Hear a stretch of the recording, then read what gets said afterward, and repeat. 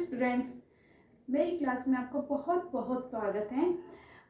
कक्षा 8 से पाठ 7 क्या निराश हुआ जाए, हम इसका अध्ययन करेंगे। इसके शब्दार्थ देखेंगे। ये क्या निराश हुआ जाए ये एक निबंध है और ये हजारी प्रसाद द्विवेदी जी ने लिखा हुआ है। ये आजकल जो है दिन भर दिन समाचार पत्रों में, टेलीविजन पर और वैसे भी बहुत सारे समाचार ऐसे हमें सुनने को मिलते हैं कि वहाँ पे डाका डाला गया, वहाँ पे चोरी हो गई, वहाँ पे आदमी ने आदमी को मार दिया है। तो इस तरह के समाचार सुनने को मिलते हैं। आजकल डकैती, चोरी, ऐसी भ्रष्टाचार खूब फैला हुआ है, जिसकी वजह से जो है ये लेखक हजारी प्रसाद द्विवेदी जी बहुत दुखी हैं। लेकिन इन्होंने कहा है कि ऐसा जरूरी नहीं है कि सब इसी तरह के लोग हैं, कहीं ना कहीं अच्छे लोग भी हैं। लेकिन हमारा ध्यान जो है आजकल बुरे लोगों की तरफ, बुरे समाचारों की तरफ ज्यादा जाता है। टेलीविजन पर कोई जब न्यूज आती है, कोई समाचार आता है, तो हम भी उसी समाचार को जो है ज्यादा खुश होकर देखते हैं। खुश होकर मतलब उसको ध्यान से सुनते हैं कि जहाँ पे कुछ ना कुछ ऐसे समाचार दिखाई देते हैं कि वहाँ पे जो है चोरी हो गई है, वहाँ पे उसको लूट लिया गया है, उसको इस वजह से मार दिया गया है, तो हम उसको बड़े ध्यान से देखते हैं। जो अच्छे समाचार है उनकी तरफ हमारा ध्यान भी कम जाता है। तो उसी के ऊपर लेखक ने कहा गया है, लेखक कह रहे हैं कि ऐसा नहीं होना चाहिए। समाज में अच्छे लोग भी हैं, हमें अच्छे लोगों की तरफ भी, अच्छाई की तरफ भी ध्यान देना चाहिए।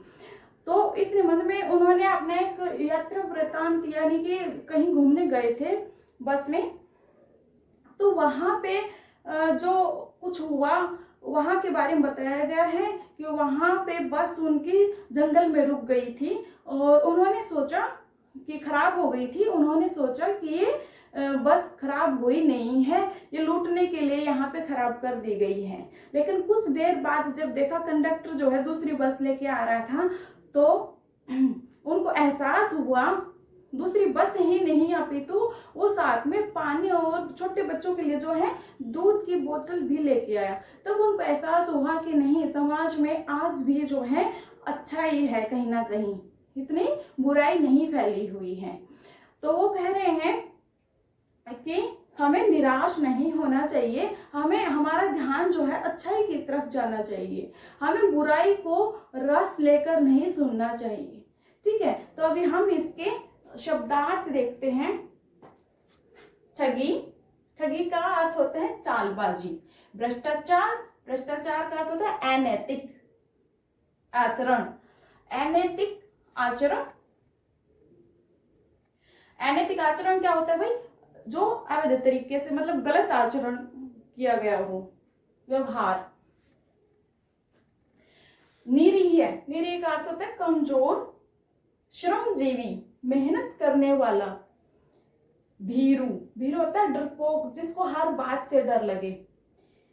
भौतिक, भौतिक मतलब सांसारिक, संसार में होने वाला, रहने वाला।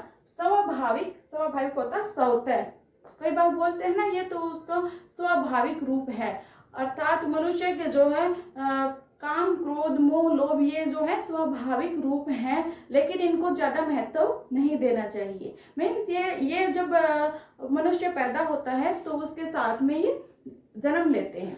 ठीक है, मतलब अपने आप से ही होने वाला। आचरण, व्यवहार।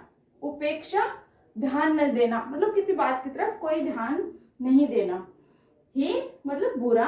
धर्म भीरु मतलब अधर्म से डरने वाले लोग। आध्यात्मिकता मतलब भगवान से संबंध रखने वाला, मतलब ऊपर से दिखावा करने वाला नहीं, अंदर से, आत्मा से जो है भगवान से संबंध रखने वाला।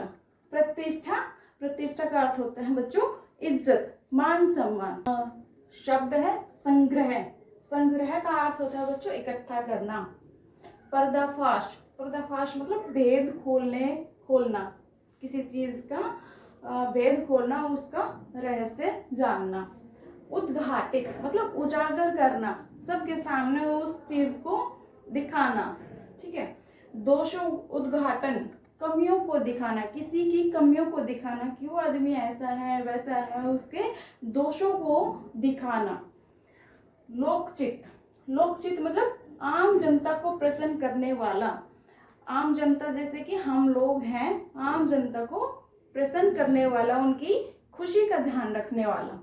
विनम्रता मतलब शालीनता, कहते हैं ना हमारे व्यवहार में विनम्रता होनी चाहिए।